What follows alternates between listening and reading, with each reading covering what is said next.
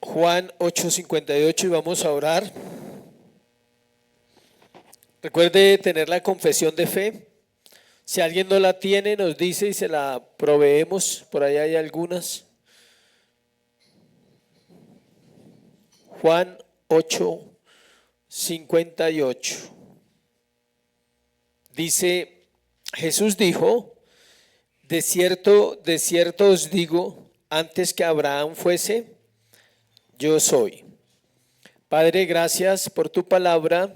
Esta mañana, Señor, presentamos tu día delante de ti, Señor, tu iglesia, para pedirte que nos ayudes, que fortalezcas nuestros corazones, que nos guíes a través de tu palabra, que el precioso Espíritu Santo, Señor, sea sobre todo lo que hacemos. Lo pedimos en el nombre de Jesús. Amén. Jesús les dijo, de cierto os digo, antes que Abraham fuese, yo soy. Estamos hablando de Cristo el mediador, y el Señor Jesucristo le dice a los fariseos y a los escribas que antes que Abraham fuese, Él era. Es decir, Jesús está hablando hace 2000 años y Abraham fue hace 3500 años. Entonces, Jesús está diciendo que antes que Abraham existiese, Él ya existía. Vamos a hablar de el mediador. El mediador, ya le digo exactamente.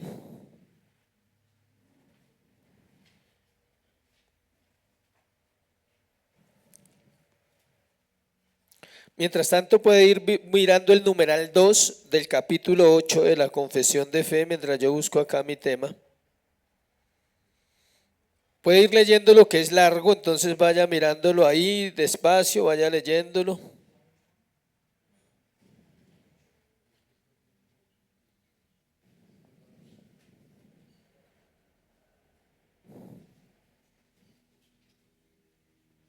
El mediador.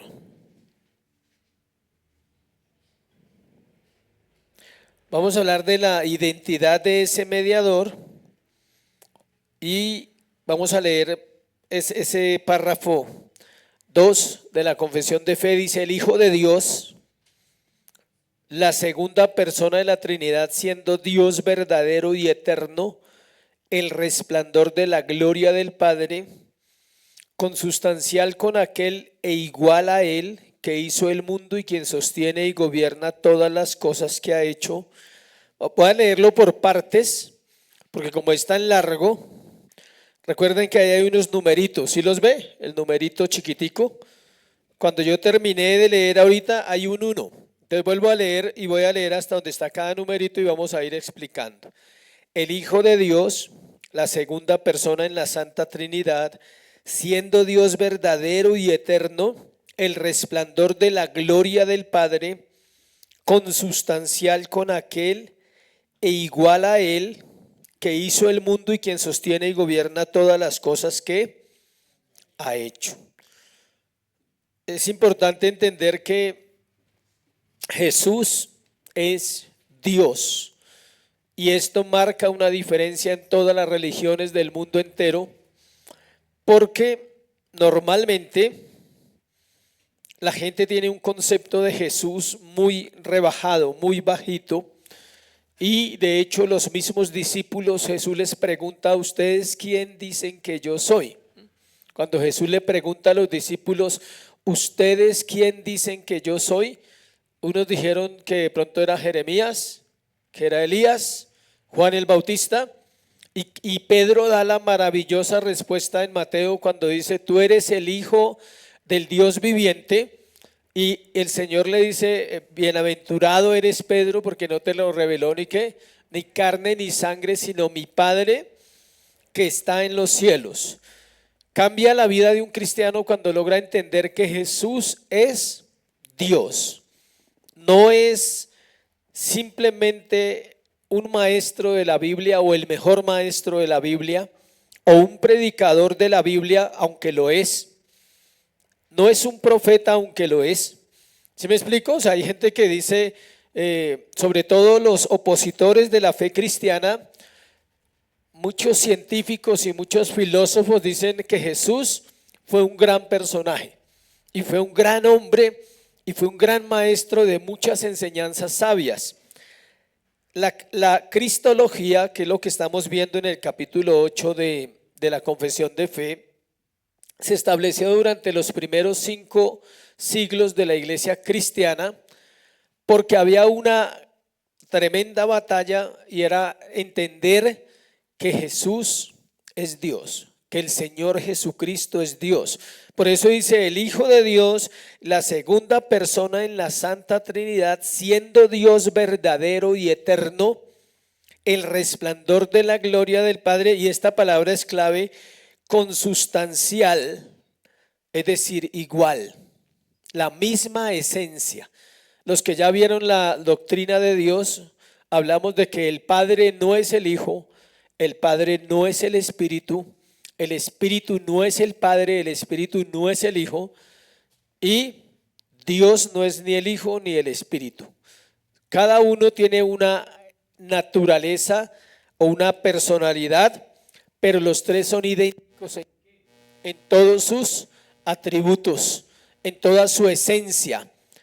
Dios es santo, o sea, el Padre es santo, Jesucristo es santo, y el Espíritu, pues su nombre lo dice, es el Espíritu ¿qué? Santo. El Dios es eterno, el Padre, el Hijo es eterno y el Espíritu Santo es eterno. Por eso Dios no puede ser visto de una manera individual, sino de una manera que trina, de una manera en la Trinidad. Mire la segunda parte que dice ahí. Consustancial con aquel, igual a él que hizo el mundo. ¿Quién hizo el mundo? La gente dice Dios, pero Jesucristo estaba. Pase a Génesis 1:1 y léalo. En el principio creó Dios los cielos y la tierra. ¿Dónde está Cristo?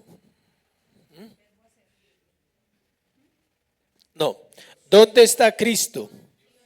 En el término Dios, que en hebreo es ¿qué? Elohim, y significa dioses, plural.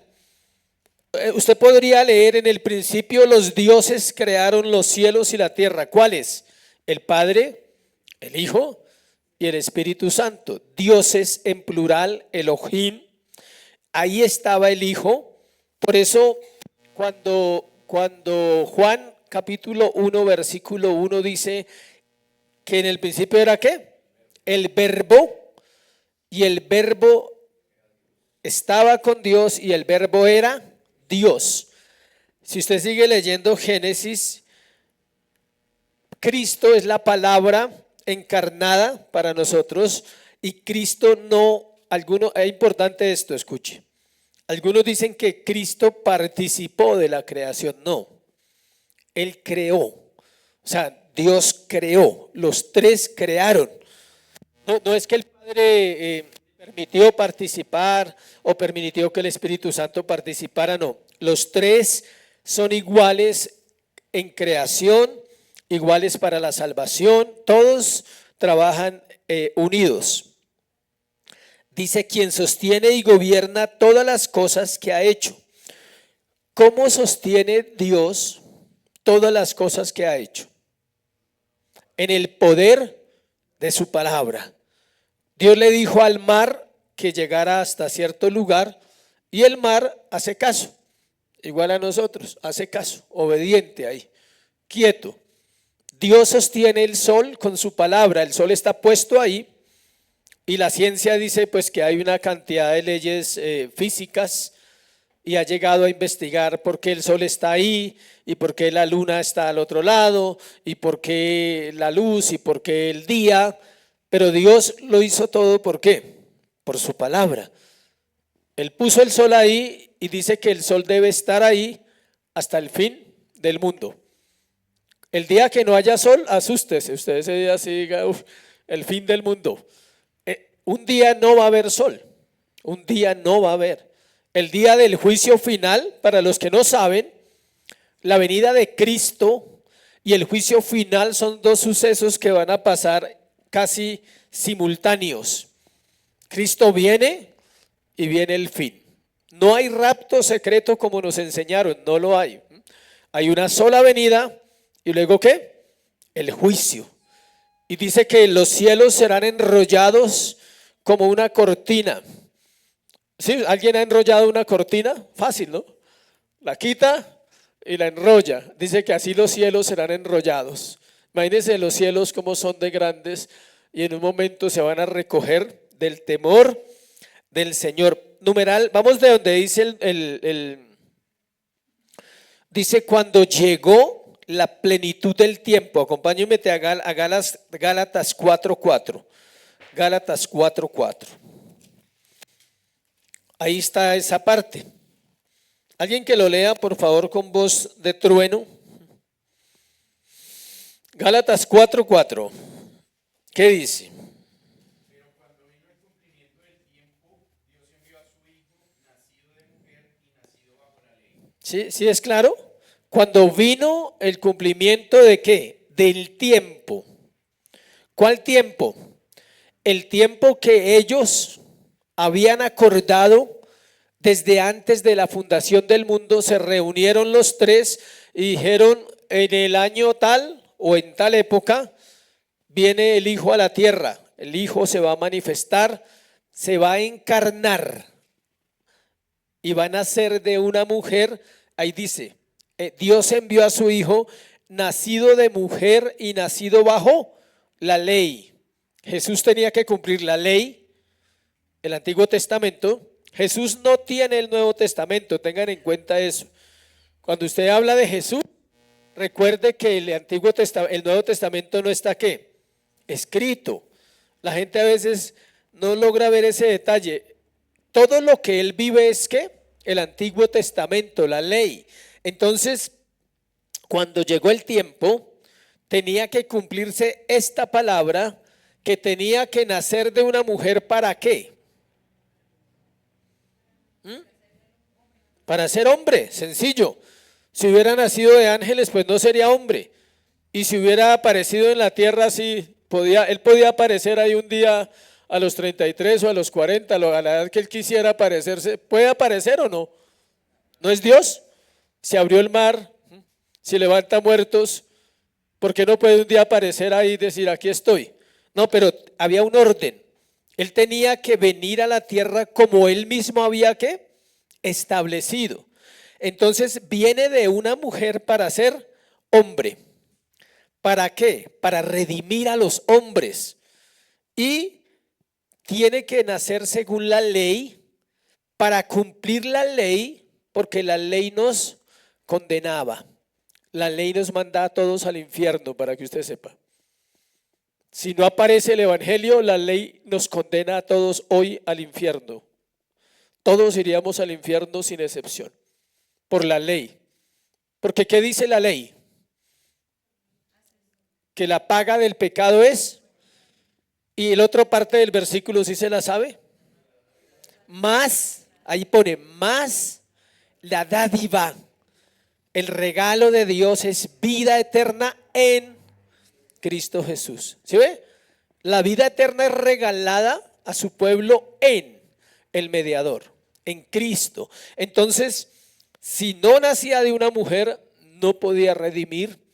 Y si no cumplía la ley, tampoco podía redimir. Son dos cosas importantes. Vamos al siguiente puntico. Dice, tomó sobre sí, dice, cuando llegó la plenitud del tiempo, tomó sobre sí la naturaleza de hombre con todas sus propiedades ¿qué? Esenciales. Filipenses, vamos a Filipenses capítulo 2.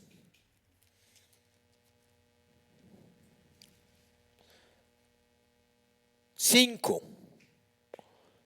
¿Quién lee 5, 6 y 7?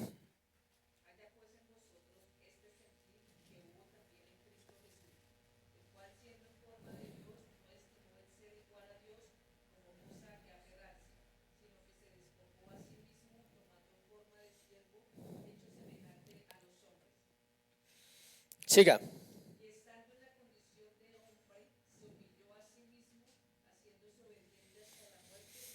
Hasta ahí. Ahí está la manera, como dice ahí, tomó sobre sí la naturaleza del hombre con todas sus propiedades, ¿qué? Esenciales. ¿Cuáles son las propiedades esenciales del hombre? Que es finito, que es mortal, que se cansa. ¿Usted se cansa? O si no se cansa, usted no es persona, no es hombre, no es un ser humano. ¿Dios se cansa? No, no puede cansarse porque Él es Dios. Los ángeles tampoco se cansan, porque son ángeles y fueron creados para no cansarse. Pero las propiedades de los hombres es que usted tiene que ir al baño después de que come, ciertas horas después tiene que ir al baño. Esa es una propiedad del hombre.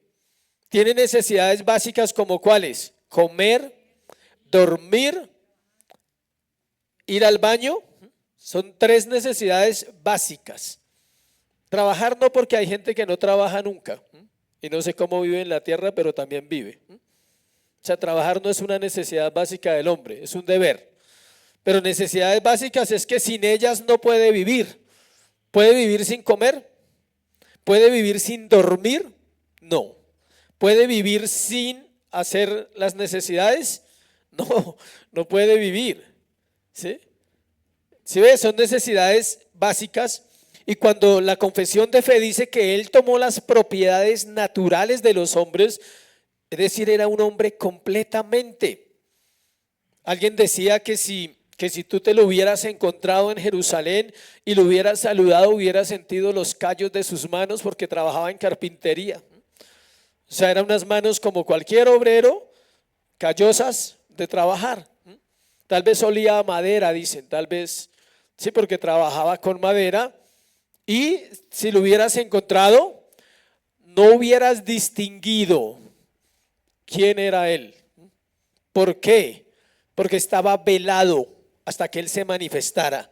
Es decir, los primeros 33 años, 30, del Señor Jesucristo, cualquier persona que se lo encontró en la tienda, en el parque, jugando allá a los juegos de los judíos, allá en la sinagoga, sentado aprendiendo, escuchando desde niño, los llevaban a aprender.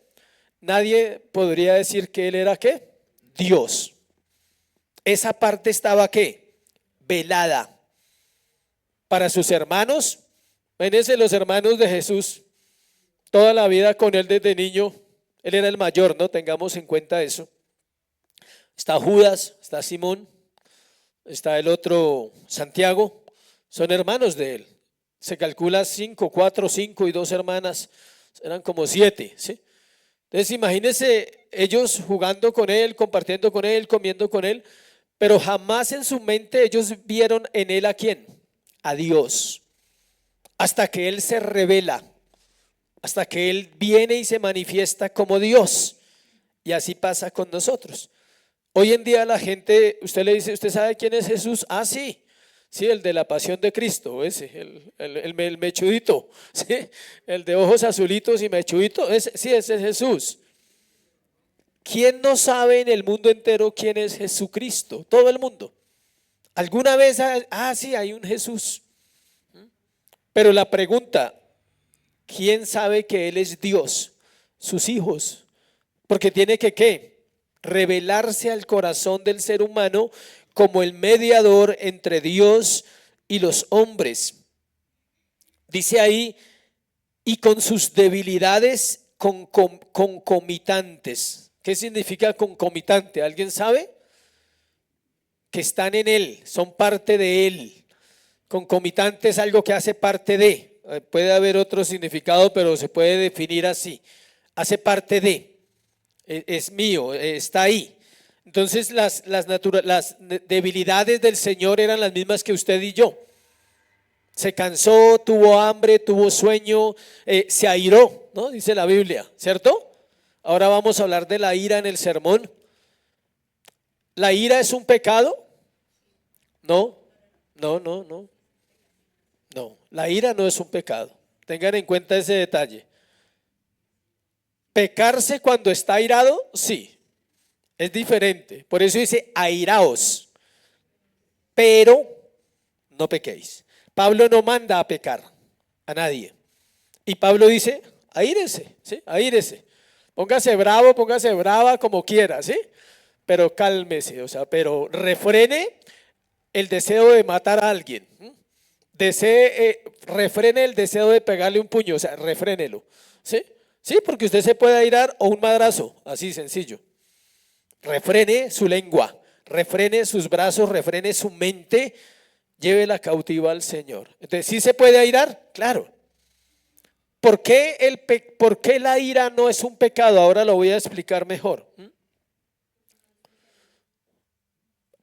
De Dios, pero en nosotros, porque la ira de Dios es santa, eso es otro asunto.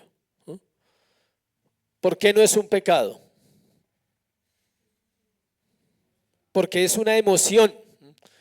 ¿Y porque Dios nos creó qué? Con emociones. La ira no es un pecado, nunca ha sido un pecado. Él nos creó ¿con qué? Con emociones. O sea, usted puede ponerse bravo y después de eso airarse, porque una cosa es estar bravo y otra cosa es estar airado, son dos cosas diferentes. La pregunta es, si esa ira termina en enojo, entonces es pecado. Perdón, en una acción pecaminosa se vuelve pecado. Si no, no. Se aguantó, chilló, pataleó, fue al Señor, pidió perdón, se arrepintió de lo que pensó sobre ese asunto, no lo llevó a cabo, solo pasó por su cabeza 3 golpes y ya, listo. Pero usted no lo hizo. Y Señor, gracias, ayúdame a no pensar ni siquiera eso, porque es que pecado. Jesús se airó, pero no pecó. Su ira era santa. Cuando él volcó las mesas, ¿qué hizo? Volcó las mesas, no agredió a las personas, nunca tocó a ninguna persona. Y golpeó y agredió o hizo ese acto contra esas mesas porque había una palabra que decía que su casa no podía ser ¿qué? Una cueva de ladrones. Todos los que estaban ahí eran ladrones, eran mercaderes, vendían y compraban animales y los vendían más caros porque venían extranjeros al templo. Entonces compraban la vaquita en 1 millón y al extranjero se la vendían en 3, ¿sí? 3 millones por la vaquita para que la llevara a la ofrenda. Por eso el Señor se molesta, dice, Él no se molesta por la venta de los animales, entienda. Era necesario ¿para qué? Para los sacrificios. Subían 2 millones de personas anuales al templo en esa época. Imagínense en esa época. Y era autorizado vender animales, pero al precio ¿qué? Justo. Si usted lo compraba, gánese algo, pero no el triple. O sea, y así debe ser. ¿Listo? Entonces, estaba sujeto a esas emociones, a esas debilidades. Dice acá, sigamos ahí en la confesión de fe, aunque sin pecado. Ni una palabra deshonesta, ni una palabra sucia. La Biblia dice, no se halló pecado en sus labios. Siendo concebido ¿por quién? Por el Espíritu Santo en el vientre de la Virgen María, al venir sobre ella el Espíritu Santo y cubrirla del Altísimo con su sombra. Ahora viene la otra parte. Era hombre porque nació ¿de quién? De una mujer. Y era Dios ¿por qué? La sombra, cuando habla de esa sombra que cubrió a María, esa sombra era para evitar que se contaminara con la naturaleza ¿qué? Caída, para protegerlo de la naturaleza con la cual nacían todos los seres humanos. Todos los seres humanos nacen con la naturaleza ¿qué? Caída. Solo hay uno que no nació así. 2, perdón. Hay 2 que no fueron creados en pecado. ¿Quiénes son? Adán y Cristo. Para los que no saben, nosotros, o sea, Adán fue creado sin pecado. El pecado es un castigo sobre la raza humana por la desobediencia. Es el castigo de Dios el pecado. Nos condenó a pecar. Increíble. Puso esa naturaleza por no haber valorado la naturaleza ¿qué? Santa. y perfecta. Adán era perfecto. Adán era como Jesús, perfecto. Adán no tenía, nunca dijo una mala palabra antes de la caída. Después empezó a pelear con su esposa. No, ahí lo dice la palabra, ¿sí? Nunca había peleado con su esposa hasta después de la caída. ¿Sí? Nunca. No hubo un mal pensamiento en Adán antes de la caída. Porque era ¿qué? Santo. Entonces, tenía que ser el hombre. Ahora decimos que es que Dios y las dos naturalezas convivían en él, escuche esto, sin que ninguna convierta a la otra. Es decir, Jesús era un hombre y no convirtió la divinidad en humanidad. Y Dios no convirtió la humanidad en algo divino. El hombre no convierte lo divino en algo humano y Dios no convierte lo humano en algo ¿qué? Divino. Están las dos naturalezas viviendo en una sola persona. Es un solo ser humano, no son dos. Es verdaderamente hombre y es verdaderamente ¿qué? Dios. Eso es un misterio impresionante en la Escritura. Se llama la unión hipostática y para eso tiene que ir a escuela para explicarle. Bueno, ¿qué es la unión hipostática? Porque acá no vamos a demorarnos porque eso es un tema bastante complejo. El hecho es que Dios no murió en la cruz. ¿Por qué Dios no murió en la cruz? Porque no puede morir. O sea, pues es Dios. Dios puede morir. ¿Dios había pecado? ¿A quién tenía que morir? El hombre, el mortal, el débil, el que aguantó hambre. La samaritana le ofreció comida. Tuvo sueño, estaba cansado, se debilitaba. Tal vez se angustió en la cruz. Luchó con esos discípulos tan especiales que se dormían, cuidando un tigre, dicen. Tenía discípulos que se dormían en plena oración de Jesús, imagínense. O sea, a uno le va bien. O sea, ¿sí? Si la gente no se duerme en la predicación de uno de ese por buen servido, porque si se dormían con Jesús, imagínense. Y es Dios. Imagínense a Jesús orando y los discípulos durmiendo. O sea, si la gente no se duerme cuando uno ora es porque Dios es misericordioso. O sea, porque es Jesús, es Dios. ¿Ustedes imaginan la oración de él cómo era? Aunque algunos dicen que de pronto nosotros hacemos esa especulación y podría ser una oración normal, porque él no le gustaba mostrarse, no quería mostrarse, sino simplemente quería obedecer. Dice, y así fue hecho de una mujer de la tribu de Judá, de la simiente de Abraham y David, según las Escrituras. Todo eso, si usted lee la Biblia detalladamente, está anunciado en el Antiguo Testamento, en el Nuevo Testamento. Desde Génesis se dice que iba a ser de la tribu de Judá, el león de la tribu de Judá, la raíz de David, el hijo de Abraham. Todo eso que está ahí está en toda la Biblia, no está en el Nuevo Testamento solamente, sino en toda la Biblia. Sigamos ahí. De manera que dos naturalezas completas, ¿se ve? Perfectas y distintas, se unieron inseparablemente en una persona, pero sin conversión, composición o confusión alguna. Esto es de los misterios más grandes, como quién era quién y quién hacía qué, ¿sí? ¿Quién resucitó a Lázaro de la muerte? Cristo, el Cristo, Dios, el Cristo, no Jesús, el hombre, ¿sí ve? Es curioso, ¿no? Dice, uff, pero ¿quién oró? Jesús. ¿Sí ve ese asunto tan misterioso? Jesús oró y Jesús fue el que dijo, Lázaro, sal fuera. Fue Jesús. Pero no era el poder del hombre, era el poder de Dios viviendo en la plenitud, o sea, toda la plenitud en él, porque era Dios también. ¿Quién fue el que tuvo hambre entonces? Jesús, porque Dios no come. Si no lo cree, la Biblia lo dice. Dice, yo no necesito vuestra comida. Dice, no necesito sus sacrificios, no necesito sus ofrendas, no necesito nada de ustedes. Dice, ¿qué quiero? Misericordia y obediencia. Dice, yo quiero misericordia y obediencia de los hombres. No solo que me traigan presentes y sean impíos, como sucede en esta época. En esta época todo el mundo se acuerda ¿de quién?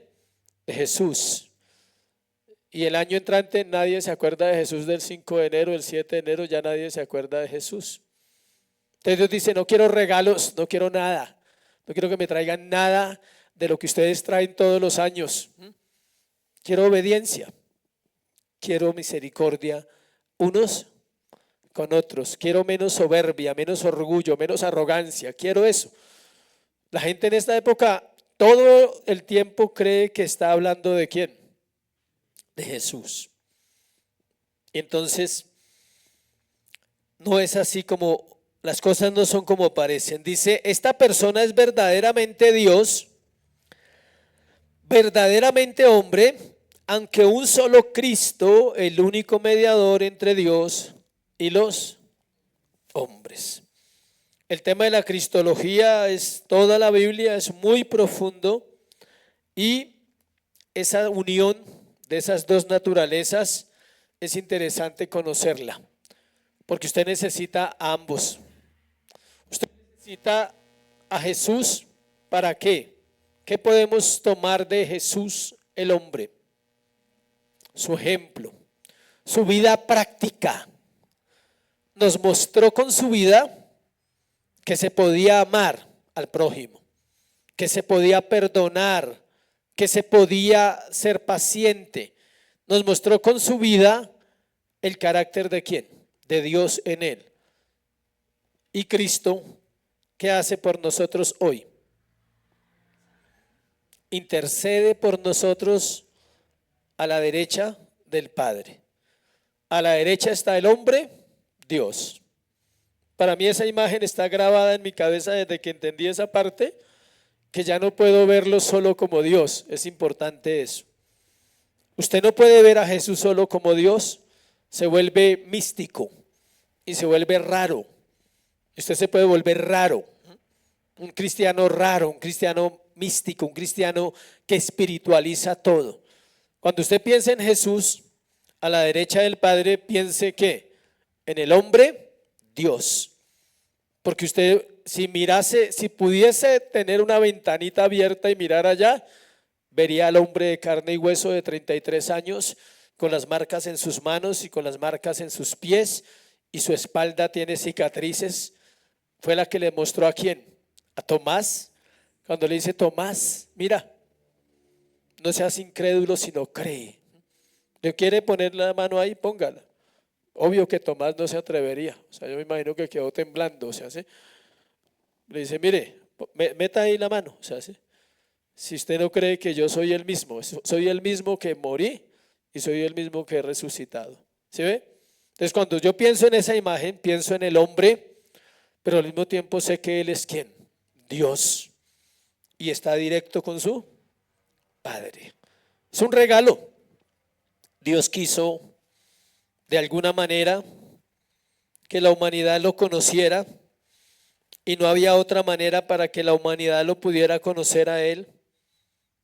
Tenía que ser de esa manera a través de el hombre. No era de otra manera, no podía ser de otra manera. Amén. Preguntas en cuanto al tema.